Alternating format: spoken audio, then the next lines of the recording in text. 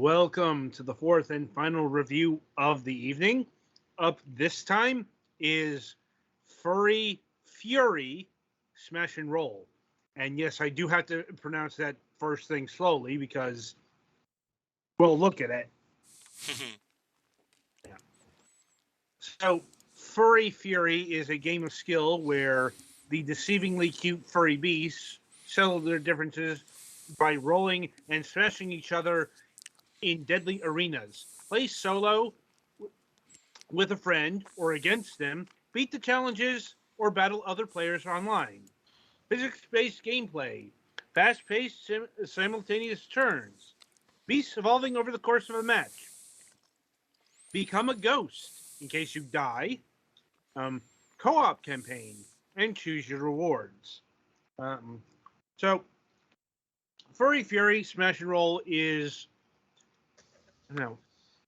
not sure if there's a name for this kind of genre. If it is a genre, it's kind of a marble combat game, for lack of a better term. It kind of reminds me of the freaking. There was a Street Smash in Smash Brothers 4 for the 3DS. Yeah, and it reminds me of the Squids games. I think that's the best comparison. Same core idea, except those are squids and role-playing games. Instead of a arena battler. And yes, in terms of free-to-play, I suppose we should define what not DLC, in-game purchases. This one's kind of the whole shebang. Yeah. All the in-app purchases or in-game purchases are cosmetic. So you don't have to worry about any sort of power boosts or, any sort of pay-to-win mechanic. Although I'd be hard-pressed to know who would be paying to win at this game. I mean, I guess technically if you pay to be able to unlock the stronger beasts faster. Yeah, I suppose that would do it. But I think those are just cosmetics. No, they each have different abilities. Right. And you can unlock new beasts by... I mean, at the very least, this game does not require you to... I'm going to kind of bounce off the wall away from him, so don't worry too much about it. All right. Yeah. So since we forgo showing the tutorial, now, bouncing around in order to smash into your enemies, that's the basic plan. But yeah, you do damage. Well, when two monsters collide, the one moving faster at least does damage, I guess. Always, the faster monster will always do damage. And there are neutral things on the field that do damage, or that you can use to bounce things around too. And there are also terrain hazards. I'm going to go top. All right. Yeah. Of particular note are spiked walls. And that's really what you're planning around. Hitting your enemy into either in the environmental hazards or using the ball, the regular ball here to hit your opponents. And with the ball, you also want to get that power potioned up. As the more of those that they absorb, the more it will hit. And I think some of them might have other abilities. Don't remember offhand, but that is one of the stratagems. In fact, that's actually the stratagem that got me to quit playing the game, because in the third campaign setting, they have this enemy called the Lazor. The Lazor is an enemy you can only damage by hitting it with a powered up stone ball. And that was just too convoluted of a attack for this game because, you can do planning and such, but spoiler alert, this game relies on chaos theory a lot. So especially when you're in multiplayer. Yeah, you can only plan so much, and having that kind of battle tactic as your main line of attack didn't work because, and it's also, this isn't an unlimited game either. If you see the counter at the top, that's how many turns you have before the board starts getting, let's say, killy. And that mechanic did not mesh well with this. Make sure the ball hits a potion and hits the eye beam, maybe all that well. Mm-hmm. Yeah. And yeah, this game does have a co-op and a PVE. A PVE and a PvP. You can get him, Petty. I'll go elsewhere. All right. It's got a PVE and a PvP dynamic, and you take turns. And in the single-player campaign, you will also encounter dual shot missions. It's just with that, your tag team partner is going to be AI controlled, and the AI is decent-ish. That is to say, it didn't really get in my way or hinder me or hit me by accident, which, believe me, is actually fairly good for AI-controlled opponents. And, and really that's about it in terms of the core mechanics. Really, the fun to be had, so to speak, is in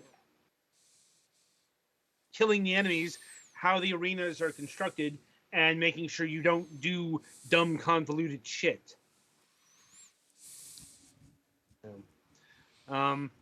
And my colleagues here have been playing the game in the background. What are your impressions of FurryFury? It's a game that exists.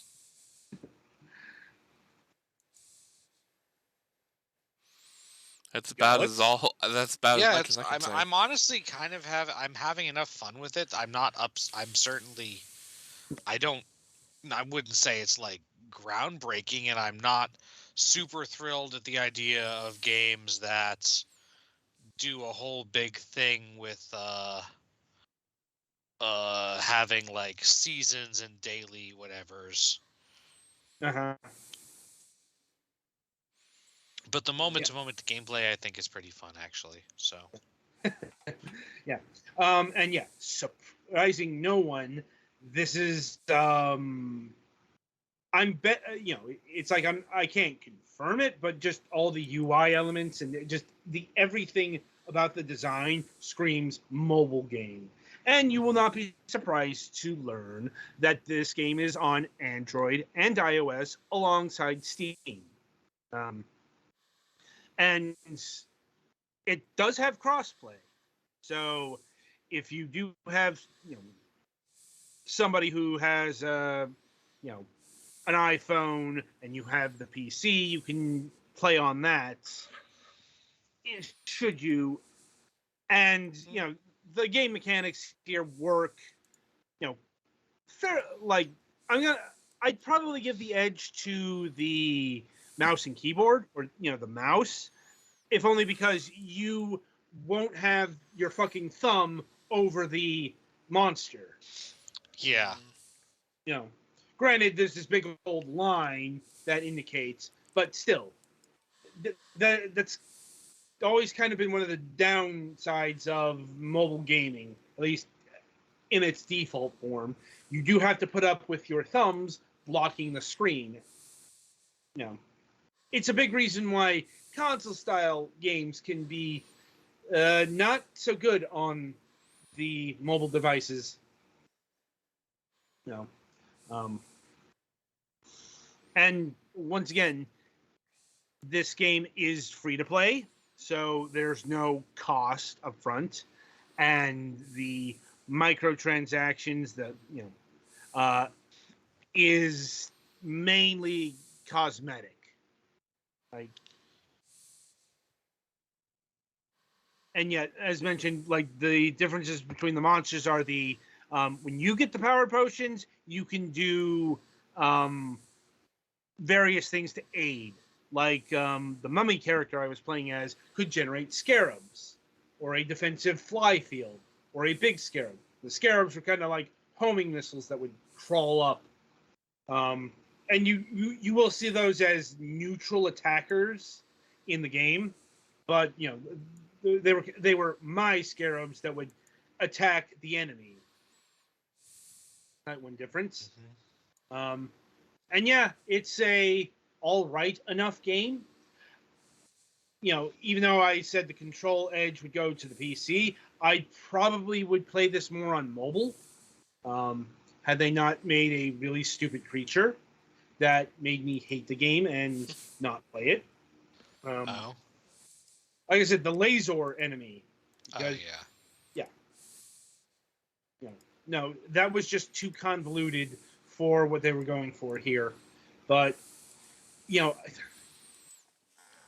I can't say it was broken necessarily.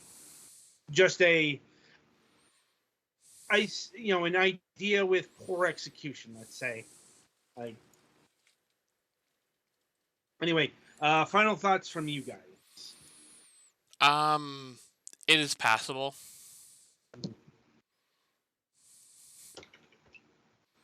Yeah, I mean, I'm enjoying it. I don't know if I would.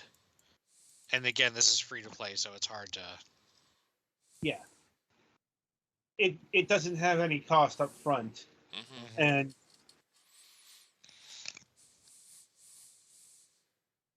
so yeah, FurryFury. It is a game that you can play. And yeah, that'll about do it for this review and this review session. So, the week ahead, coming up on Wednesday, April 27th, we'll be having Tom Krakow of Tantalus Media back on the program. It's been about, I want to say 5 years since we had him on the program. Yeah, we can have guests that go this long without appearing on the broadcast. But I'm fine with waiting this long because, well, Tantalus has been busy. I'm not gonna lie, this is, hopefully going to be a big show because Tantalus Media has been busy working on quite a few games like City Skylines, Stellaris Console Edition, Jupiter Mars, and and then the notoriety shoots up into the fucking stratosphere from there because their most recent projects are Age of Empires 2 Definitive Edition, Age of Empires 3 Definitive Edition, and The Legend of Zelda Skyward Sword HD. Now, if you remember, last time we had them on the program, Tom talked about Twilight Princess HD and Sonic Mania and Rhyme. Probably going to center in on the Age of Empires games and especially Skyward Sword HD because, people are probably going to want to hear about those games more than, no offense to City Skyline or Stellaris, but, I know which games are more popular. So, just, in the intrinsics. But, I'm looking forward to it. Might be a thing that goes the entire episode. We'll see.